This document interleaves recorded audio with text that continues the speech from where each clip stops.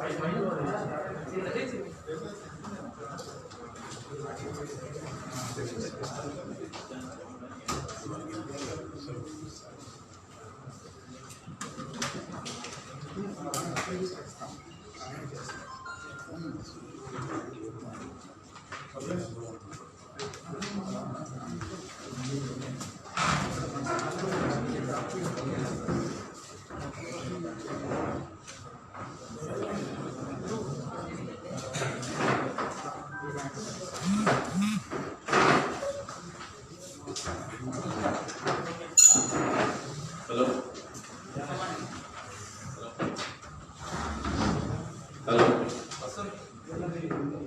Media మిత్రులందరికీ కూడా స్వాగతం. ఈ లాక్డౌన్ 36 రోజులు గడిచింది. మరి ఈ సందర్భంగా అనేక సమస్యలు ఉత్పన్నమవుతూనే ఉన్నాయి. ఏ విధంగా వాటిని మనం చేస్తున్నాం, రాష్ట్ర కేంద్ర ప్రభుత్వాలు ఎట్లున్నాయి, భారతీయ జనతా పార్టీ పాత్ర ఎలా ఉంది. ఈరోజు బీజేపీ రాష్ట్ర అధ్యక్షుడు కరీంనగర్ పార్లమెంట్ సభ్యులు శ్రీ బండి సంజయ్ గారు మాట్లాడతారు. బీజేపీ రాష్ట్ర ఉపాధ్యక్షుడు శ్రీ డాక్టర్ మల్లారెడ్డి గారు, రాష్ట్ర కార్యదర్శి డాక్టర్ ప్రేమరాజ్ యాదవ్ గారు, state spokes person doctor Prakash Reddy గారు, స్పోక్స్ పర్సన్ నరేష్ గారు పాల్గొంటున్నారు. ఇప్పుడు శ్రీ సంజయ్ గారిని మాట్లాడవలసిన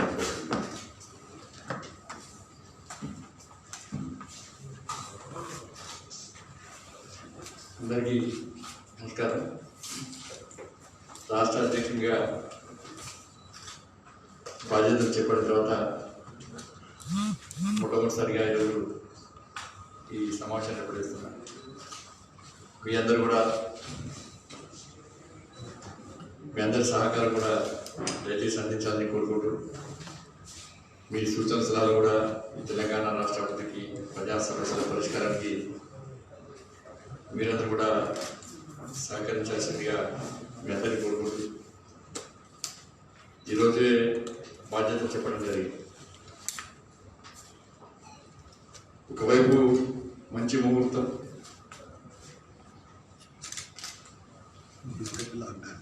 దాంతోపాటు మా అందరికీ భారతీయ జనతా పార్టీ పరివార క్షేత్ర కార్యకర్తలందరూ కూడా స్ఫూర్తిదాయకమైన రోజు. నమ్మిన సిద్ధాంతం కోసం, జాతీయ జెండాను కాపాడాలనే ఉద్దేశంతో, జాతీయ జెండాను ఎగిరేయాలనే ఉద్దేశంతో వరంగల్ గడ్డ మీద, ఓరుగల్ గడ్డ మీద, కాకతీయ క్యాంపస్లో నక్సలైట్ల చేతిలో ప్రాణత్యాగం చేసినటువంటి అఖిల భారతీయ విద్యార్థి పరిషత్ నాయకుడు సామా జగన్మోహన్ రెడ్డి ఆత్మ బలిదానం చేసిన రోజు ఈరోజు. అలాంటి కార్యకర్తలను స్ఫూర్తిగా తీసుకునే మేమందరం కూడా ఈరోజు ఈ నమ్మిన సిద్ధాంతం కోసం, పార్టీ కోసం పనిచేస్తాం. రాబోయే రోజుల్లో కూడా ఏదైతే ఆశయం కోసం, లక్ష్యం కోసం వాళ్ళు ప్రాణత్యాగం చేసినారు, వాళ్ళ ఆశయాన్ని నెరవేర్చడానికి, ఆ లక్ష్యాన్ని చేరుకోవడానికి భారతీయ జనతా పార్టీ ప్రతి కార్యకర్త తప్పకుండా ముందుంటారు. వారి స్ఫూర్తితోనే రాబోయే రోజుల్లో కూడా ఇదే పంటను కొనసాగిస్తూ భారతీయ జనతా పార్టీని ఇంకా బలోపేతం చేయడానికి ప్రయత్నం చేస్తాం. అందుకే ఆ గొప్ప వ్యక్తిని స్మరించుకుంటూ ఈరోజు వాళ్ళ యొక్క బలిదానాన్ని స్ఫూర్తిగా తీసుకుని ఈరోజు బాధ్యత చేపట్టడం జరిగింది. అలాంటి కార్యకర్తలందరూ కూడా, ఎవరైతే ప్రాణత్యాగం చేసిన కార్యకర్తలందరూ కూడా స్మరించుకుంటూ,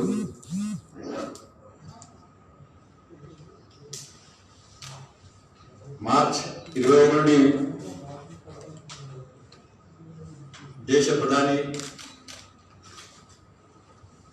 శ్రీ నరేంద్ర మోడీ గారు దేశవ్యాప్తంగా లాక్డౌన్ ప్రకటించారు. 130 కోట్ల ప్రజలు ఈ లాక్డౌన్ ఆలోచించి పాటిస్తా ఉన్నారు.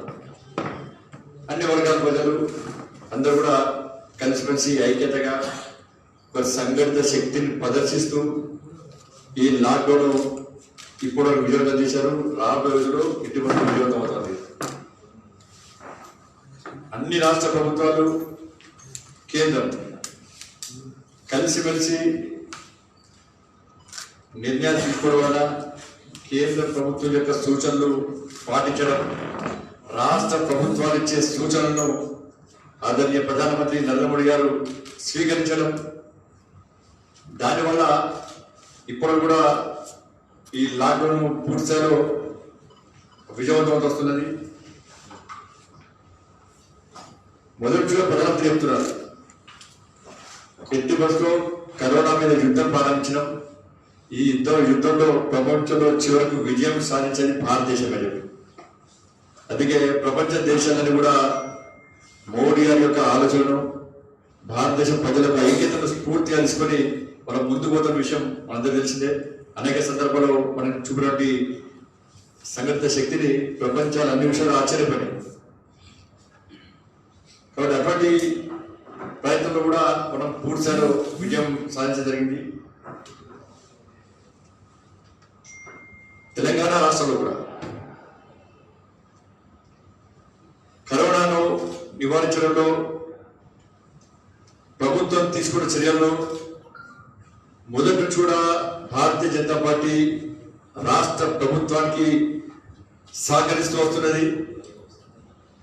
భవిష్యత్తులో కూడా సహకరిస్తాం. ఇక్కడ కూడా ఏ రోజు రాజకీయం ఉంటుంది. లాక్డౌన్ ప్రకటించిన తర్వాత మొట్టమొదటిసారిగా ఒక రాష్ట్ర అధ్యక్షుడిగా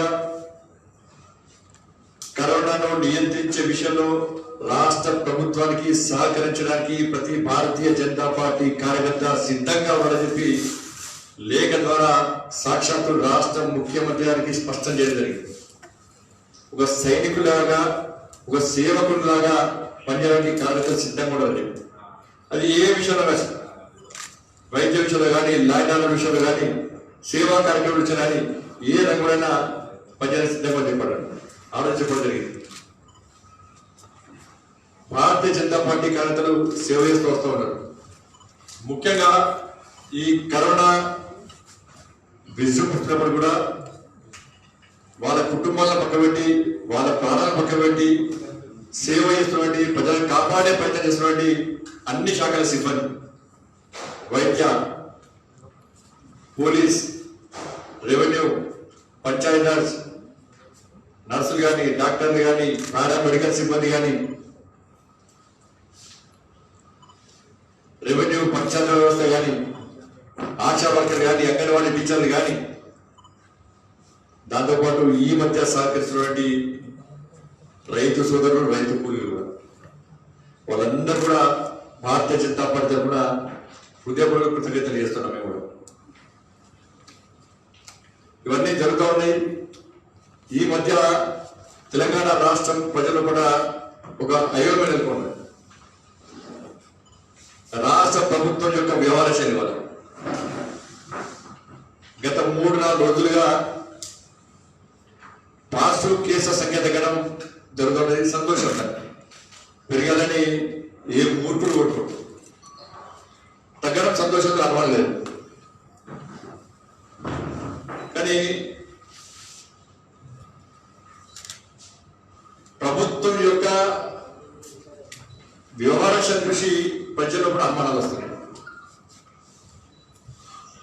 ఏకదాటిగా తగ్గడం ఏంది, తగ్గాలని కోరుకుంటడం అనుమానం లేదు. ఎట్లా తగ్గినది గతంలో కూడా ప్రత్యేకమైన చర్యలు ప్రభుత్వం తీసుకోలేదు. ఈ అనుమానాలను నివృత్తి అసలు ప్రభుత్వము రాజకీయ దాడి చేస్తున్నది. ప్రతి దానికి కేంద్ర ప్రభుత్వ నిబంధనలని, కేంద్ర ప్రభుత్వాన్ని సాకురోజు బట్టి విమర్శలు దాడి ప్రారంభించింది.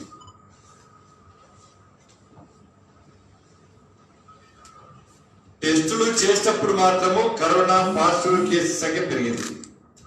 ఇవాళ తగ్గడానికి కారణము పూర్తి టెస్టులు ఆపివేయడమే. ఎందుకు ఆపిందంటే ఏదో కొట్టిసాగి చెప్తున్నాడు. కానీ ఈ విషయంలో ప్రభుత్వము ఐసీఎంఆర్ అంటున్నారు. ఎక్కడ ఐసీఎంఆర్ టెస్ట్ జరపని చెప్పాలి, ఏ నిబంధన చెప్పండి, టెస్ట్ పెంచుకొని చెప్తుంది, తగ్గించుకొని ఎవరు చేద్దాం ఎవరు చెప్పారు. టెస్ట్ తగ్గించి అసలు చేయకుండా పాజిటివ్ కేసులను తక్కువ చూపెట్టే ప్రయత్నం చేస్తున్నారు. దీనికి కారణం ఏంటో ఇంతవరకు ప్రభుత్వం స్పష్టం చేస్తలేదు. ఇది ప్రశ్నిస్తే ఏదో ఒక నిబంధన చెప్తున్నాడు. లాస్ట్కు ఎంత దిగజారిందంటే చనిపోయినటువంటి డెడ్ బాడీస్ కూడా టెస్ట్ చేయొద్దు, శాంపుల్స్ తీసుకోవద్దని చెప్పి డిఎంఈ గారు ఆలోచించారు. అసలు ఈ రాష్ట్రాన్ని డిఎంఈ గారు నడుపుతుర్రా? ఎట్లా ఇస్తాడు అన్నారు?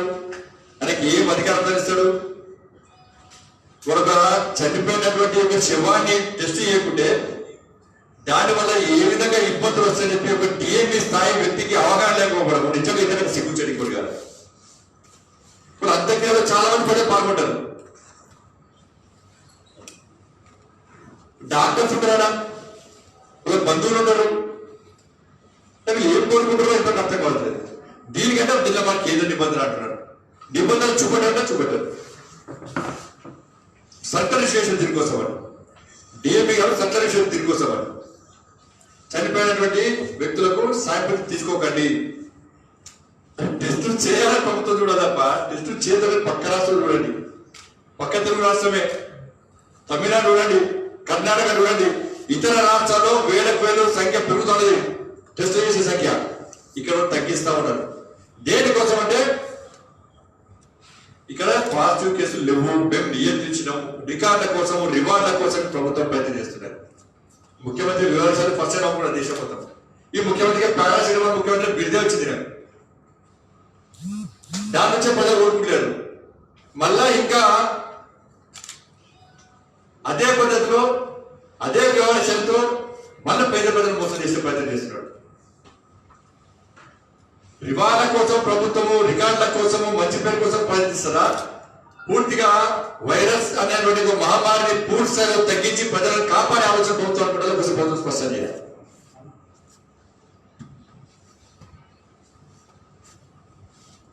అనేక ప్రతిరోజు 2000కు పైగా టెస్టులు చేయడానికి కేంద్ర ప్రభుత్వం సౌకర్యం కల్పించింది. అవకాశం ఉంది. పక్కన ఆంధ్రప్రదేశ్ లేదు, వేరే ఇతర రాష్ట్రం చాలా రాష్ట్రం లేదు. ఇక్కడ అవకాశం ఉంది. ఇక్కడ అవకాశం ఉన్నప్పుడు కూడా కనీసము టెస్టులు లేకుండా ఇబ్బంది పడే ప్రయత్నం చేస్తున్నారు. అసలు ఏ విధంగా ఇలా ప్రజలు ఇబ్బంది పడుతుందని చెప్పి ప్రభుత్వం కనీసం అధికారులు అఖిలపక్ష సమావేశం ఏర్పడేయండి, ఒక డాక్టర్తో మాట్లాడండి, ఒక అనుభవంతో మాట్లాడండి, మేధావి వర్గంతో మాట్లాడండి. ఇవాళ ఒక వ్యక్తి ఒక ఐసోలేషన్ వార్డులో ఒక నిబంధన ఉంది, పాజిటివ్ వచ్చిన ప్రతి వ్యక్తికి ప్రత్యేకంగా రూమ్ కేటాయించాలి. ఇలా ఒకటే ఐసోలేషన్ వార్డు అంటున్నారు, ఫ్లోర్ తీసుకోవాలని పేషెంట్ అంతా పడుకుంటున్నాడు. నిజంగా వైరస్ సోకని వ్యక్తి కూడా ఇవాళ అక్కడ పాజిటివ్ పేషెంట్ వల్ల వైరస్ సోకుతుందన్న భయంతో కూడా చాలా మంది టెస్ట్ చేసుకోవడానికి హాస్పిటల్ వచ్చే పరిస్థితి లేదు. దీని కారణం ప్రభుత్వమే. ఇంత హైదరాబాద్ సిటీ అంటే ఇవాళ అన్ని సౌకర్యాలు ఉన్నటువంటి పెద్ద సిటీ. ఇటువంటి అన్ని సౌకర్యాలు కల్పించే అవకాశం ఉన్నప్పుడు కూడా ప్రభుత్వం కల్పించే ఆలోచన లేకపోవడం వలన ఇలా ఏ వ్యక్తి కూడా ధైర్యంగా వచ్చి ఫలానా హాస్పిటల్కి వచ్చి నాకు ఇబ్బంది ఉంది, ఆరోగ్యకరమైన సమస్య వస్తున్నది, నాకు టెస్ట్ చేయాలని చెప్పి ధైర్యంగా చెప్పే పరిస్థితి లేదంటే దానికి కారణం ప్రభుత్వమే, ప్రభుత్వం యొక్క అనాలోచిత విధానం.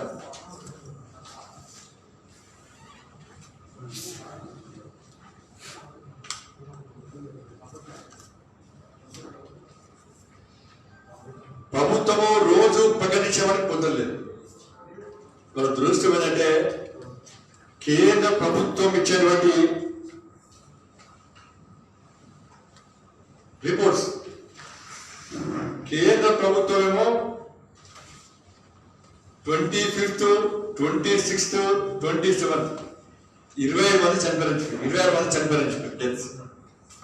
రాష్ట్ర ప్రభుత్వము 24th, 25th, 26th, 27th కూడా కేవలం 25 మంది మాత్రమే చనిపోయించారు. మరి ఈ ఒక్క వ్యక్తి ఎవరో ఒకసారి స్పష్టం చేయాలి ప్రభుత్వం. ఒక్క వ్యక్తి ప్రాణం తప్పనే ప్రభుత్వాన్ని 26వ తారీఖు నాడు 26వ తారీఖు 14వ తారీఖు నాడు 80 సంవత్సరాలకు ఉన్నటువంటి ఒక వ్యక్తి ఒక ప్రైవేట్ హాస్పిటల్ వెళ్తే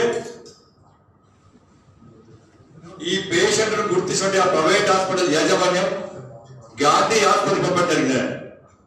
కానీ గాంధీ హాస్పిటల్లో వైద్యులు వాళ్ళకి టెస్ట్ చేసిన తర్వాత నాకు కరోనా పాజిటివ్ లేదు, నెగిటివ్ అని చెప్పి తిరిగి పంపించడం జరిగింది. తిరిగి మళ్ళీ ఆయన ప్రైవేట్ హాస్పిటల్ పోయిన తర్వాత ఆ డాక్టర్ నమ్మలేదు. నమ్మకుండా మళ్ళీ నిమ్స్ పంపినారు. బ్లడ్ శాంపుల్ తీసి నిమ్స్ పంపిన తర్వాత పాజిటివ్ వచ్చిందని. పాజిటివ్ వచ్చిన తర్వాత అదే డాక్టర్ వాళ్ళు గాంధీ హాస్పిటల్ అడ్మిట్ చేశారు. గాంధీ హాస్పిటల్ అడ్మిట్ చేసిన తర్వాత ఈ చైన్ కనుక్కోవడానికి ఆయన నివసించే అపార్ట్మెంట్ కి సంబంధించినటువంటి అందరు కూడా బ్లడ్ శాంపుల్ తీసి చెకప్ చేస్తే ఈ 80 ఏళ్ల వృద్ధులతో పాటు ఆయన మనవరాలకు ఆయన కూడకు పాజిటివ్ వచ్చింది. వాళ్ళందరూ కూడా హాస్పిటల్ ఉంటారు, గాంధీ హాస్పిటల్. కానీ దురదృష్టవశాత్తు 26వ తారీఖు నాడు ఆ పేషెంట్ చనిపోవడం జరిగింది. ఇలా ప్రభుత్వం ఇంతవరకు కూడా ఆ చనిపోయిన వ్యక్తి కరోనా వల్ల చనిపోయిన చెప్పే ప్రయత్నం చేస్తున్నారు. డెత్ సర్టిఫికేట్ ఇస్తే కూడా దానిలో కరోనా పాజిటివ్ వల్ల చనిపోయిన చెప్పి చెప్పే ప్రయత్నం ప్రభుత్వం చేస్తుంది. అంటే ఎందుకు దాచాల్సిన ప్రభుత్వం ప్రశ్నిస్తాడు. దాచాల్సిన అవసరం ఎందుకు వచ్చింది? గద్వాల్, వికారాబాద్, సూర్యాపేటలో విపరీతంగా కరోనా పాజిటివ్ కేసు వస్తే రాష్ట్ర ప్రభుత్వమే ప్రత్యేక బృందాలు పంపిణీ చీఫ్ సెక్రటరీ నేతృత్వం. వీళ్ళు పేరు కరోనా పాజిటివ్ కేసు తగ్గింది. వీళ్ళు న్యూస్ తగ్గిందా? కరోనా భయపడిపోయిందా? మొత్తం పూర్తి టెస్ట్ ఆపేసారు. అరే ప్రభుత్వం విచిత్రమైన వారం టెస్టులు పెంచాలని చూడాలి తప్ప ఈ తగ్గించాలని దేనికి చూస్తుందో ప్రభుత్వం స్పష్టం చేస్తారు. ఇప్పటివరకు కూడా అన్నిటికీ ఆదర్శం కూడా ఇతర రాష్ట్రాలు టెస్టులు పెంచే ప్రయత్నం చేస్తున్నది. ఐసీఎంఆర్ చెప్పినారు. చెప్పండి ఇప్పుడు ఐసీఎంఆర్ నిబంధనలు చూడమని చెప్పండి.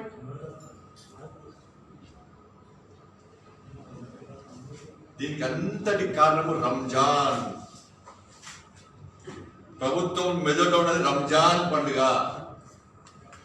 ఒక పథకం ప్రకారం, ఒక ప్లాన్ ప్రకారం, ముందస్తు ప్రణాళిక ప్రకారం ఈ ముఖ్యమంత్రి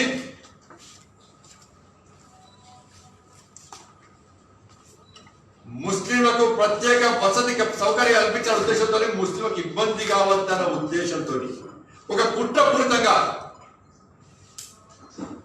ఈరోజు సందర్భిస్తున్నాడు. ముఖ్యమంత్రి గారు, ప్రధానమంత్రి గారు మే 3 వరకు లాక్డౌన్ ప్రకటిస్తే ఇలా ముఖ్యమంత్రి గారు మే 7 వరకు ఇచ్చింది. మరి లాక్డౌన్ ఈ రాష్ట్రంలో ఏ విధంగా అమలుతుందో ఒక్కసారి ముఖ్యమంత్రి గారు స్పష్టం చేయాలి. రంజాన్ మాసం ఉపవాస దీక్ష ప్రారంభమైనాక ఈ తెలంగాణ రాష్ట్రంలో హైదరాబాద్ తో సహా ఇతర జిల్లాలో ఏ విధంగా లాక్డౌన్ అమలుతుందో ఒక్కసారి ముఖ్యమంత్రి స్పష్టం చేయాలి. సిగ్గుంటే ముఖ్యమంత్రికి, నేను ఆ రోజు చెప్పిన, ఒక్కసారి ముఖ్యమంత్రికి ధైర్యం ఉంటే ఒక్కసారి పోయి ఓడిచుడు చూడమని చెప్పండి. ఇతర జిల్లాకి ఎట్లా ఓడి ముఖ్యమంత్రి టైం వేస్ట్ చేయడం ముఖ్యమంత్రి ఒక్కసారి ఓడిచుడికి పోతే డ్రోన్ కెమెరాలు పెట్టుకొని చూడండి. లాక్డౌన్ మొత్తం దిగ్గర నుంచి ఎక్కడికక్కడి వల్ల రోడ్ల మీద బడి తెగించి తిరుగుతూ ఉంటాడు. వాళ్ళు ఇప్పటికే భారతదేశంలో మార్కెట్కి వెళ్ళి వచ్చిన తర్వాత పూర్తి దేశాన్ని మొత్తం సర్వనాశనం చేసి వాళ్ళ సామాన్య ప్రజలు ఇబ్బంది పడుతుంటే, రైతులు కానీ, పేద వ్యక్తులు కానీ, కుల వృత్తులు కానీ, అన్ని వర్గాల ప్రజలు అన్ని పనిచేసి వాళ్ళ ఆర్థిక పరంగా అన్ని పరంగా ఇబ్బంది పడుతుంటే, ఇళ్ళకే పరిమితమై అనారోగ్యం గురై అన్ని రకాల ఇబ్బంది పడుతుంటే దీన్ని నిరోధించాల్సిన ప్రభుత్వం ఇలా కరోనా వైరస్ లాక్డౌన్ కూడా ఒక మత పారిపాలన చూసి వల్ల రాక్షసాలను పోతుంది ముఖ్యమంత్రి గారు. హిందువులకు గాలి వచ్చింది. ముఖ్యమంత్రి గారు ఏం మాట్లాడారు? నిక్కార్సైన హిందువు, భయంకరమైన హిందువు, అసలైన హిందువు. చూస్తుంది వాళ్ళ తెలంగాణ రాష్ట్రంలో ముఖ్యమంత్రి గారు ఒక నిక్కార్సైన హిందుత్వం ఏందో, భయంకరమైన హిందుత్వం ఏందో, అసలైన సిసలైన హిందుత్వం ఏందో తెలంగాణ రాష్ట్రం మొత్తం కాదు, ప్రపంచం అంతా చూస్తుంది కాదు. ఇలా ఎవరి వల్ల కరోనా వైరస్ వ్యాపించిందో ఒక్కసారి ముఖ్యమంత్రి గారు గుండె మీద చేసుకుని ఆత్మవిమర్శ చేసుకోవాలి. తిరిగి ఎవరిని ఇంకా నాశనం చేయడానికి ముఖ్యమంత్రి గారు ప్రయత్నిస్తారో ఒక్కసారి స్పష్టం చేయాలి. ఉగాది పండుగ చేసుకోలే, శ్రీరామ పండుగ చేసుకోలే. రాజ్యాంగ నిర్మాత దేశానికి దశ దిశ చూపటువంటి పూర్తి పదార్థాన్ని బాబాసాహెబ్ అంబేద్కర్ జయంతిని చేసుకోలే, జ్యోతిరావు పూలే జయంతిని చేసుకోలే, బాబు జగ్జీవన్ జయంతి చేసుకోలే. ఎందుకంటే అందరూ సమానం. ఈ రాష్ట్ర ప్రభుత్వం అందరి సమాన దృక్పథంతో చూస్తారన్నటువంటి ఒకటే ఆలోచనతో ఇలా తెలంగాణ ప్రజలతో రాష్ట్ర ప్రభుత్వాన్ని సహకరిస్తే ఈ ప్రభుత్వం దానికి భిన్నంగా మైనార్టీ సంతుష్టీకరణ విధాలతో ఇలా వివరించే ప్రయత్నం చేస్తున్నారు. వాళ్ళ శివాలకు కూడా సాయం పురుషులు టెస్ట్ చేయొద్దు అంటే ఎస్ ఇది ఓవైసీ ఒత్తిడి మాత్రమే. ఇది రంజాన్ పవిత్ర మాసమే, ఎవరి మతం వాళ్ళకి. భారతీయ జనతా పార్టీ ఏ మతానికి కించపరచదు, ఏ మతానికి వ్యతిరేకంగా. కానీ అదే స్థాయిలో ప్రజలు ఇబ్బంది పడితే అదే స్థాయిలో అడ్డుకునే ప్రయత్నం చేస్తారు. ఇవాళ ఓవైసీ మాటలకు ఓవైసీ ఒత్తిడి తలకే ముస్లింలు రంజాన్ పవిత్రమైన మాసంగా భావిస్తారు కాబట్టి హిందువులు శివరాత్రిలో చనిపోతే స్వర్గానికి ఏర్పడని చెప్పి భావిస్తారు కాబట్టి ఈ రంజాన్ మాసంలో ముస్లింస్ అందరూ కూడా పవిత్ర మాసంగా భావిస్తారు కాబట్టి చనిపోయే వ్యక్తులు వాళ్ళ దేవుని దగ్గరికి పోతారని చెప్పి ఆలోచిస్తారు కాబట్టి ఇలా ఎక్కువ సమాజం ముస్లిం సమాజమే కరోనా వల్ల ఇబ్బంది పడుతుంది కాబట్టి ఇవాళ శివాలకు బ్లడ్ శాంపుల్ తీసి టెస్టులు చేస్తే వాళ్ళకి ఇబ్బంది వస్తుంది కాబట్టి వాళ్ళ ఇబ్బందులను దృష్టి పెట్టుకొని ఇతరులకు ఇబ్బంది కలిగించే ప్రయత్నం రాష్ట్ర ముఖ్యమంత్రి గారు చేస్తున్నారు. కానీ దీనివల్ల చివరకు ఇబ్బంది పడేది పేద ముస్లిం సమాజం అన్న విషయం కూడా ముఖ్యమంత్రి ఆలోచిస్తాడు. వాళ్ళు లాక్డౌన్ రోడ్డు కేసు తిరుగుతారు, ఎక్కడ కేసు పెట్టారు, ఎన్ని వెహికల్స్ సీజ్ చేసారు, వీరు ఎంతమంది మీద కేసు బుక్ చేసారు. యువకులు రోడ్డు వ్యవస్థలు కొడతారా మీరు పోలీసులు? రైతులు వాళ్ళ సమస్యల కోసం సిద్దిపేట మెదక్ జిల్లాలో ధర్నా ఇస్తే కేసులు పెడతారా మీరు? వాళ్ళ నిజామాలో ఒక హిందూ సోదరుడు పండ్ల బండికి పైన కాషాయం జెండా పెడితే ఆయన బెదిరించే ప్రయత్నం చేస్తారా? అత్తాపూర్లో ఒక పేద పండ్ల వ్యాపారి పైన జెండా పెడితే ఇలా తీసేస్తారా? కాషాయం అంటే ముఖ్యమంత్రికి భయం పట్టుకున్నది, కాషాయం భయం ముఖ్యమంత్రి పట్టుకునే భయం పట్టుకున్నది. అందుకే ఒక విచిత్రమైన వ్యవస్థతో ఇవాళ ప్రజలను ఇబ్బంది పెట్టి బెదిరించే ప్రయత్నం చేస్తున్నాడు. వాళ్ళ దురదృష్టం ఏంటంటే పంజాబ్కు సంబంధించిన doctor Neelam Singh retired army major duty చేసిండే అత్తాపూర్లో కాషాయపు జెండా తీసేసిందని చెప్పి ఆ సోదరుడు సోషల్ పెట్టుకుంటే వాస్తవం నేనే పరిశీలిస్తున్నాను. కాషాయం అంటే ప్రభుత్వం ఎందుకు భయపడుతుందో అర్థం కావట్లేదు. రాబోయే రోజుల్లో బొట్టు కూడా పెట్టుకుందంటారు కావచ్చు, కంకణాలు పెట్టుకుందంటారు కావచ్చు. అది హిందువుల స్వేచ్ఛ, హిందువుల హక్కు. అది మేము ఇంకో మతాన్ని కించపరచాము, ఇంకో మతం యొక్క మనోభావం దెబ్బతీసే ప్రయత్నం చేయము, వాళ్ళ భావనలు పాటించే తెలపడం. కానీ ఈ రాష్ట్ర ప్రభుత్వం జెండాలు పెట్టుకోవద్దంటున్నది. రేపు సంతాలు కూడా ఆరెంజ్ కలర్ లో ఉంటాయి, వాటిని కూడా తెలంగాణ నిషేధిస్తారు కావచ్చు. అది ప్రశ్నిస్తే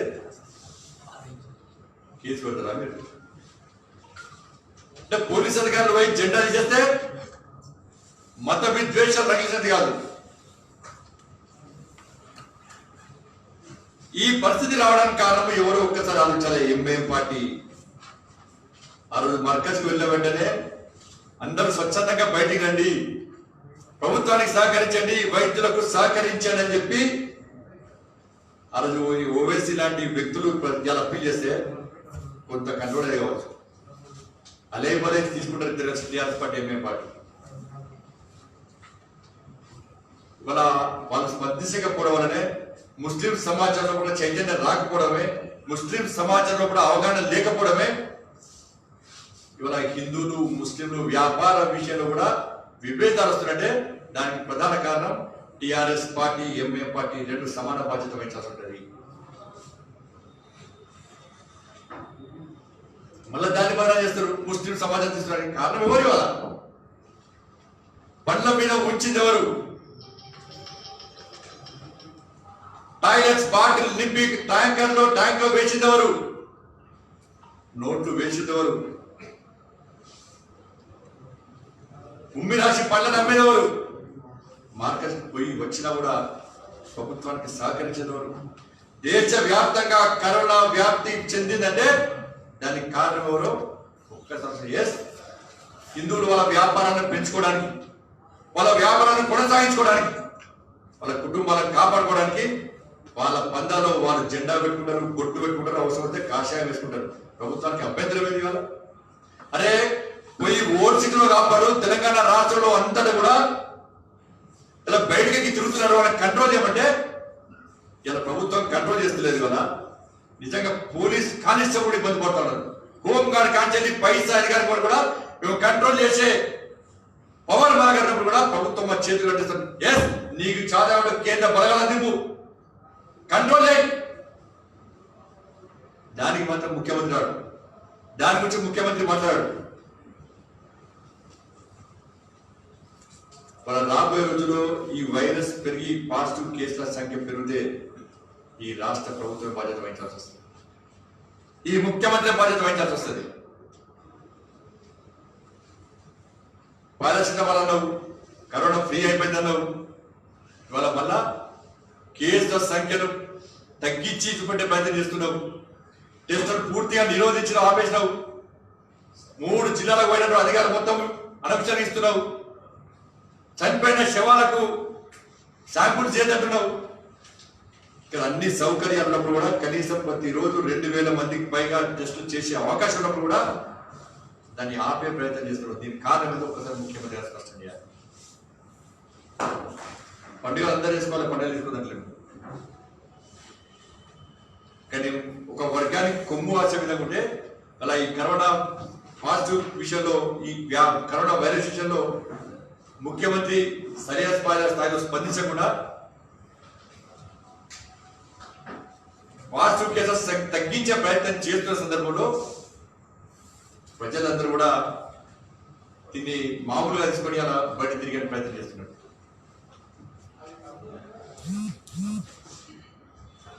ప్రజలందరూ స్వేచ్ఛగా తిరిగితే తిరిగి ఎవరికి ఇబ్బంది వస్తుందో ఒకసారి ముఖ్యమంత్రి గారు ఆలోచించారు. ఎక్కడికక్కడ రోడ్డు మేము బయటకు వెళ్తా ఉన్నారు. మన లాక్డౌన్ ముఖ్యమంత్రి ఎందుకు పెంచడం అర్థం లేదు. మోడీ గారు 3rd వరకు పెట్టలేదు. ఈయన కొంచెం మైలేజ్ రావాలి, మైలేజ్ రావాలంటే కొంచెం పెంచాలి. మరి 3వ తారీఖు 7వ తారీఖు తేడా ఏమొస్తుందో అర్థం కాదు. ఈ 4 ఏళ్ళ సాధించేదో నాకు అర్థం కాదు. పెంచడాన్ని వ్యతిరేకిస్తలేదు. కానీ ముఖ్యమంత్రి ఈ 4 కూడా సాధించుకునేది ఏంటో ఒకసారి స్పష్టం కాదు. దేనికోసం పెంచిండ్రు?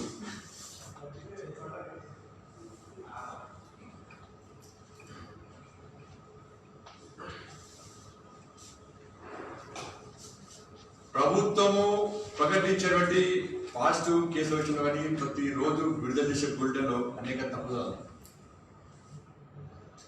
అనుకోకుండా జరిగిన అనుమానం లేదు, ఇబ్బంది లేదు. కానీ జరిగినప్పుడు ఎదుటి వ్యక్తులు దాన్ని ప్రశ్నించినప్పుడు దానికి సమాధానం చెప్పారు ప్రభుత్వం, ముఖ్యమంత్రి కానీ మంత్రులు కానీ. వీళ్ళు ఏదో సాధించినట్టు, ఏదో సాధించలేనట్టు, వీళ్ళకే కరోనా వైరస్ తగ్గించే అలవాటున్నది, ఎదురు మొత్తం పెంచే ప్రయత్నం చేస్తున్నట్టు మీరు మైండ్లో కూడా చూడండి. అసలు ఎదుటి వ్యక్తులు ఇచ్చేటువంటి సూచనలు సలహాలు పాటించేటువంటి స్థాయిలో ఈ ప్రభుత్వం లేదు, వినే స్థాయిలో ప్రభుత్వం లేదు. అరే ప్రధానమంత్రి స్థాయి వ్యక్తి అంత బిజీ ఉన్నప్పుడు కూడా అన్ని రాష్ట్రాల ముఖ్యమంత్రితో మాట్లాడాడు, అన్ని పార్టీలతో మాట్లాడాడు, మేధావులతో మాట్లాడాడు, పార్టీగా యజమానితో మాట్లాడాడు. కానీ ముఖ్యమంత్రి గారికి కనీసం అఖిలపక్ష సమావేశాన్ని ఏర్పాటు చేయమని కూడా అంత టైం లేదు, అంత తీరిక లేదు.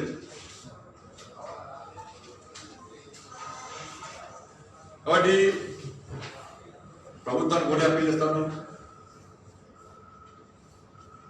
ఓవైసీ మెప్పు పొందడానికి మైనార్టీ సంతుష్టీకరణ విధానం అవలంబిస్తూ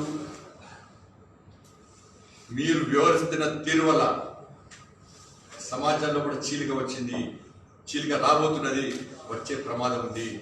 దీనికి పూర్తి బాధ్యత రాష్ట్ర ముఖ్యమంత్రి వహించాల్సి వస్తుంది. అన్ని వర్గాలను సమానమైన భారతీయ జనతా పార్టీ అంటున్నది. తెలంగాణ వ్యాప్తంగా ఉన్న అన్ని జిల్లాల్లో లాక్డౌన్ ధిక్కరించి లాక్డౌన్ నిబంధనలకు వ్యతిరేకంగా చాలా మంది రోడ్లపై తిరుగుతున్నారు. దానివల్ల సామాన్య ప్రజలు ఇబ్బంది పడే ప్రమాదం ఉంది. రాబోయే రోజుల్లో ప్రమాదకర పరిస్థితులు రాబోయేటువంటి అనుమానం ఉంది.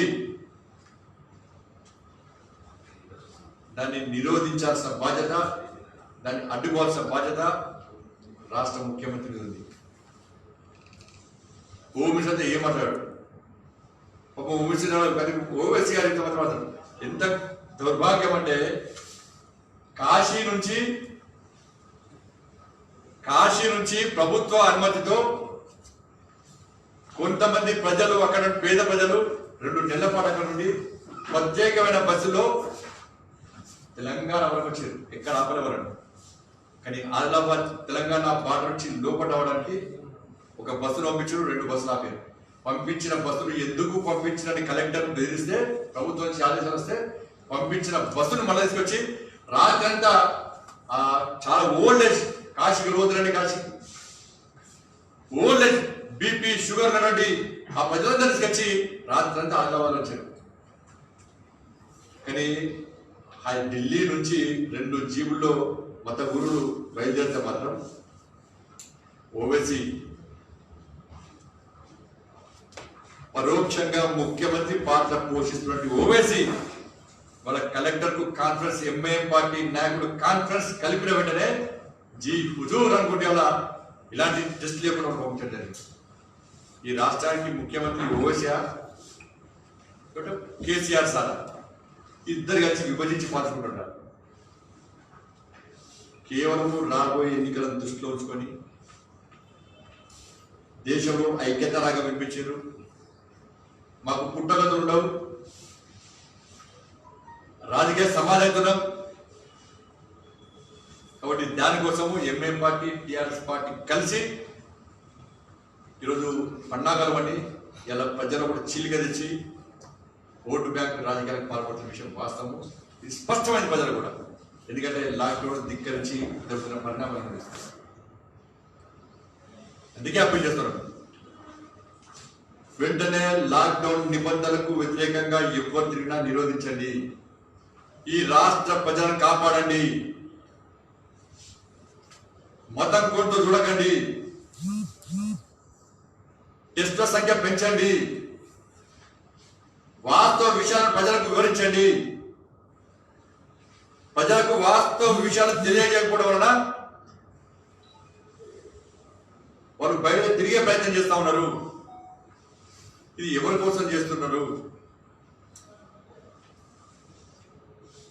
టెస్టుల సంఖ్య పెంచే ప్రయత్నం చేయండి. ఐసోలేషన్ వాళ్ళని అన్ని వాళ్ళ సౌకర్యాలు కల్పించండి. ఇవాళ వైద్యులకు కానీ అన్ని శాఖల సిబ్బందికి రక్షణ కల్పించండి. మరి దయచేసి ప్రభుత్వం మేము చెప్పే విషయాలు సూచనగా పరిగణించండి. మీరు రాజకీయ విమర్శ చేస్తే అన్నట్టు ఎక్కువ విమర్శ మీరు చేస్తారు. మేము కరోనా విషయంలో ప్రభుత్వానికి సహకరిస్తూ వస్తున్నాం. కానీ మా సహకారాన్ని ప్రభుత్వం పెడచెవిన పెట్టి వేరే రకమైన విషయం ప్రయత్నం చేస్తున్నారు. ప్రతి గ్రామంలో ఇప్పటికీ లాక్డౌన్ ప్రారంభించిన కాంచలి ఇప్పుడు కూడా ప్రతి భారతీయ జనతా పార్టీ కార్యకర్త సేవా దృక్పథంతో ఏ ఒక్క వ్యక్తి ఆకలితో అనుమతించేదన్న ఉద్దేశంతో సేవా కార్యక్రమం చేస్తూనే ఉంటాం. అసలు కేంద్రం బియ్యం ఇస్తుంది, రాష్ట్రంతో కూడా అయ్యేది కాదు. సర్పంచులు వాడట, ఎంపీటీసీ వాడట, జెడ్పీటీసీ వాడ, ప్రజాపతి వాడట. బియ్యం వచ్చేది ఎవరు వచ్చారు? అధికారులు వచ్చారు. ఇప్పుడు పేరు కోసం మళ్ళా పోయి కొత్త దుకాణం స్టార్ట్ చేశారు. కాబట్టి ఈ విషయంలో ప్రభుత్వము విధానం మారాలి. రంజాన్ పేరుతో లాక్డౌన్ నిబంధనలు ధిక్కరించే వ్యక్తుల మీద మీరు వ్యవహరించండి. ఇది వాళ్ళకే ఇబ్బంది, పూర్తి సమాజానికి ఇబ్బంది, తెలంగాణ రాష్ట్రానికి ఇబ్బంది, ఇది దేశానికి ఇబ్బంది కాబోతున్నది. అది ఇట్లా మీరు పరిగణించకుంటే మనం నిజంగా ద్రోహులుగా మీకు చరిత్ర. మరి ఇప్పటికైనా స్పందించాలని చెప్పి మేము రాష్ట్ర ముఖ్యమంత్రి గారిని డిమాండ్ చేస్తాం.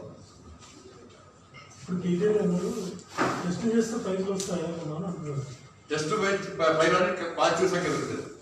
అది కేటీఆర్ గ్రహించాలి.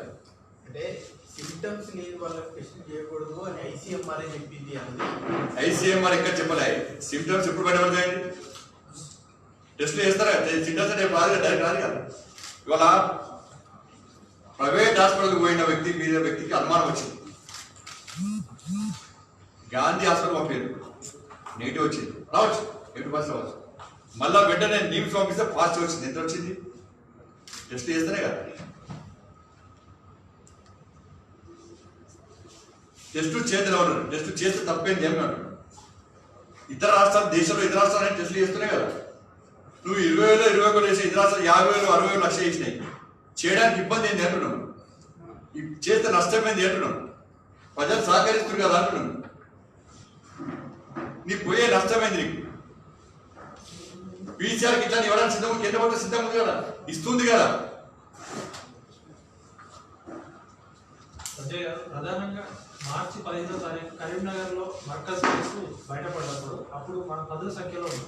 ఈరోజు 1000కి వచ్చింది. దానిలో మీ అబ్జర్వేషన్, మీ కాన్స్టిట్యున్సీ నుంచి స్టేట్ గవర్నమెంట్ నుంచి సెంట్రల్ గవర్నమెంట్ ఫీడ్బ్యాక్ వెళ్ళింది అనుకుంటున్నారా, లేకపోతే ఎక్కడ లోపం జరిగింది? అదే లోపాలు జరుగుతుండేదల్లా ఏ జరిగినా కూడా కంట్రోల్ చేయడానికి ప్రభుత్వం సహకరిస్తుంది, దానికి ఇబ్బంది లేదు. ఆ విషయంలో ప్రభుత్వం మేము కించపరిచే ప్రయత్నం చేయలేము.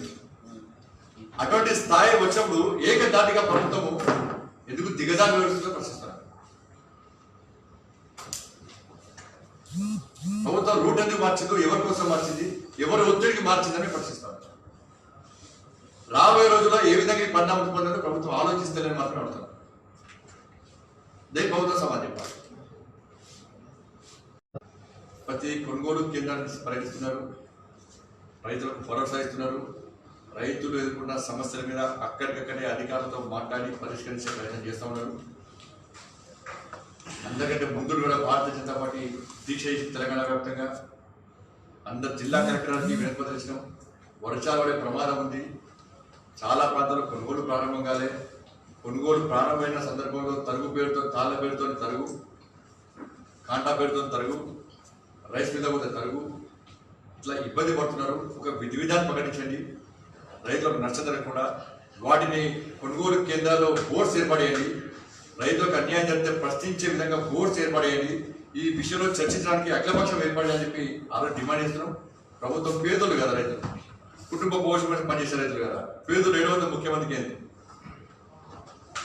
పేదలకు ఎంతైనా ముఖ్యమంత్రి మాట్లాడారు.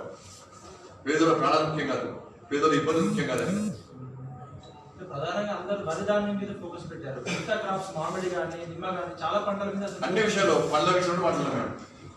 మనం ప్రభుత్వం కొనుగోలు చేయాలి చెప్పండి. గవర్నర్ గారు కలిసి మనం ఎదుర్కొంటున్నాం.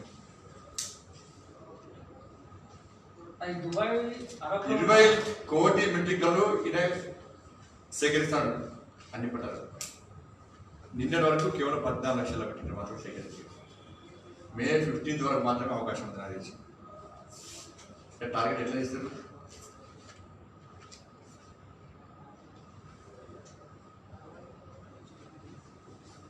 అది అందరూ సమాధానం లేదు. ఆలోచన ఏంటి? ఇంకా 15 రోజుల్లో ఏ విధంగా సేకరిస్తారు? నిన్న వర్షం నిన్న కూడా ఇబ్బంది పడలేదు. తెలంగాణ నుంచి చాలా మంది దుబాయ్, అరబ్ దేశాల్లో అక్కడికి తిరుపతి వెళ్ళిన వాళ్ళకి చాలా మంది కరోనా పాజిటివ్ వచ్చి అక్కడ ఇబ్బంది పడుతున్నట్టు వాళ్ళకి ఇండియాకి రప్పించడం కోసం మీరు అంటే ఆయన ఎంపీగా రాష్ట్ర దృష్టిలో, కేంద్ర ప్రభుత్వం దృష్టిలో తీసుకెళ్ళి కదా. ప్రతిదీ కేంద్ర మంత్రి గారికి కూడా లెటర్ చేయడానికి ప్రయత్నాలు జరుగుతున్నాయి. రాష్ట్ర ప్రభుత్వం స్పందించాలి. రాష్ట్ర ప్రభుత్వం వ్యవస్థ ఏదైనా కేంద్రం మనం విసిరి కదా మంత్రులు, ఒక మంత్రులు ఒకరేమో కొనుగోలు కేంద్రం వేస్తాడు, ఒక మాకు ఏం సంబంధం. ఇంకో ఆయన ఒక కేంద్రం ఒక గింజ ఉండదు, మొత్తం మేము ఉంటున్నాడు. ముఖ్యమంత్రి కొనుగోలు బ్రహ్మాండంగా జరుగుతున్నాయి. కొనుగోలు కేంద్రాల సంఖ్యను వచ్చినాం, ప్రతి గింజ కొనబడ్డాడు. మన కేంద్రం వినట్లేదు. కేంద్రం ఏం చేసినా కేంద్రం వచ్చాక ఈయన ముఖ్యమంత్రి రాజీనామా కింద కూర్చోండి, అన్ని కేంద్రం చేశారు. ఓడిసిటీ కంట్రోల్ చేసి చేత కాదు, రైతుల ఇబ్బందులు సమస్యలు పరిష్కరించే చేత కాదు, నీకు తెలుసుకునేటువంటి చాతకాంతరం ఉంది కదా. తెలుగు రాష్ట్రాల విద్యార్థులు ముఖ్యంగా రాజస్థాన్లో చాలా ఇబ్బంది పడుతున్నారు. సమస్యలు వచ్చినాయి, కేంద్ర ప్రభుత్వం తీసుకొచ్చినాం. మేము కూడా ఏ విధంగా వాటిని తీసుకోవడం ప్రయత్నం. లాక్డౌన్ ధిక్కరించి మనం చేరాలి. ఎక్కడ ఏ రాష్ట్రంలో ఎవరికి ఇబ్బంది వస్తున్నా కూడా, మహారాష్ట్ర కానీ రాజస్థాన్ కానీ ఎక్కడ ఏ రాష్ట్రంలో ఎక్కడ ఇబ్బంది వస్తున్నా కూడా వాళ్ళకి అన్ని రకాల సదుపాయాలు మనం కలిగిస్తాం కేంద్ర ప్రభుత్వం. ఆల్రెడీ కేంద్రంలో కంట్రోల్ రూమ్ ఉంది, ఆ కంట్రోల్ రూమ్ ఇన్ఛార్జ్ మన రాష్ట్రానికి సంబంధించిన కేంద్ర హోంశాఖ మంత్రి కిషన్ రెడ్డి గారు.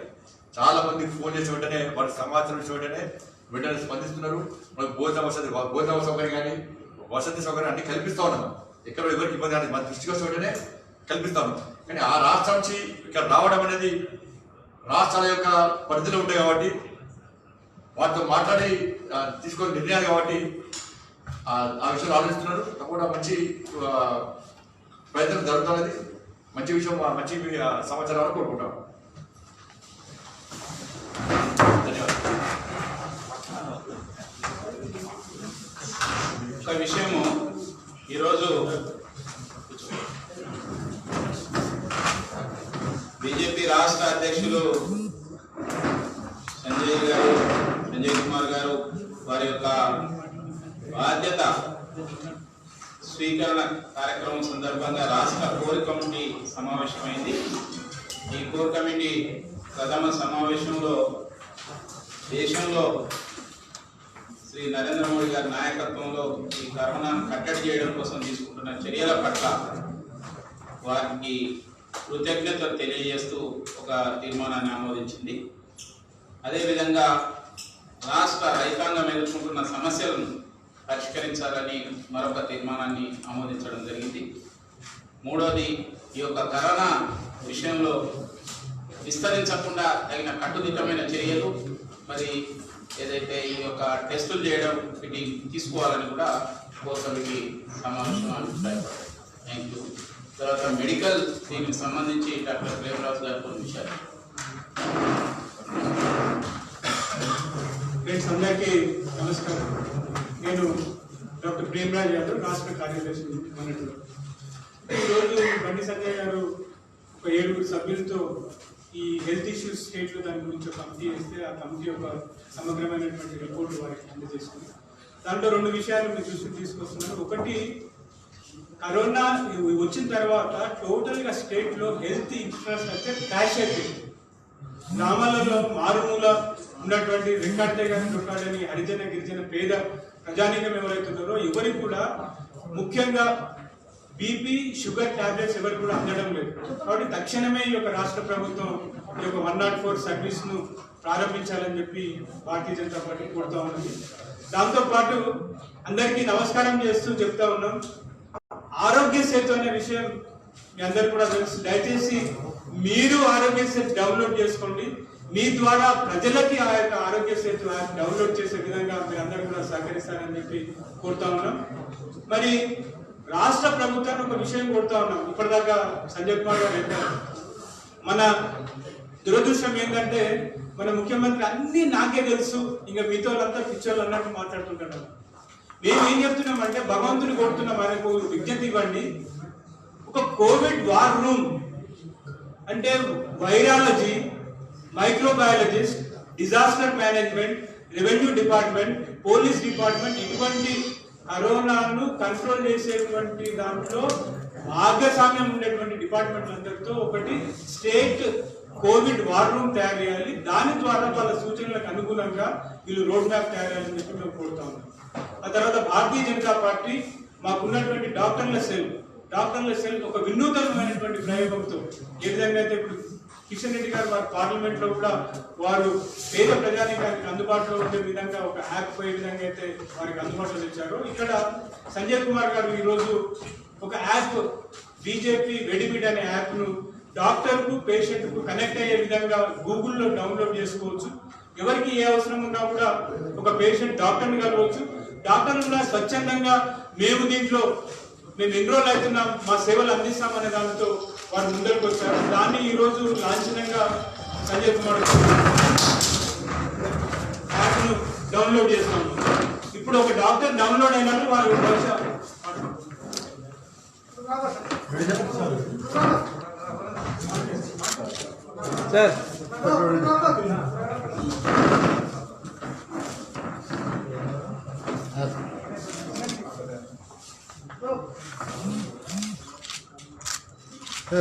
సార్ సార్ ఇక్కడ రైట్ సైడ్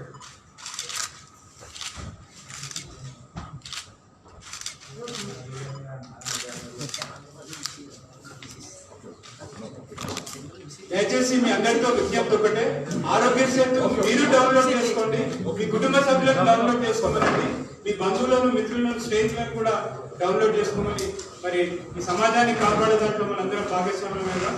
అదేవిధంగా ఈ యాప్ కూడా మీకు ఎవరైనా తెలిసిన డాక్టర్లు కానీ లేక ఎవరైనా ఇబ్బంది పడుతున్నటువంటి పేషెంట్స్ ఉంటే కూడా బీజేపీ ఒక ప్లాట్ఫామ్ రేజ్ చేసింది. ఈ ప్లాట్ఫామ్ ద్వారా ఈ డాక్టర్లను పేషెంట్లను కనెక్ట్ చేసే ఒక విధానాన్ని బీజేపీ ప్రయత్నం చేస్తుంది. రాష్ట్రం మొత్తం మీద కూడా ఈ విధానం ఉంటుందని చెప్పి మీ ద్వారా మీరు ప్రజలకి చెప్పాలి. ధన్యవాదాలు.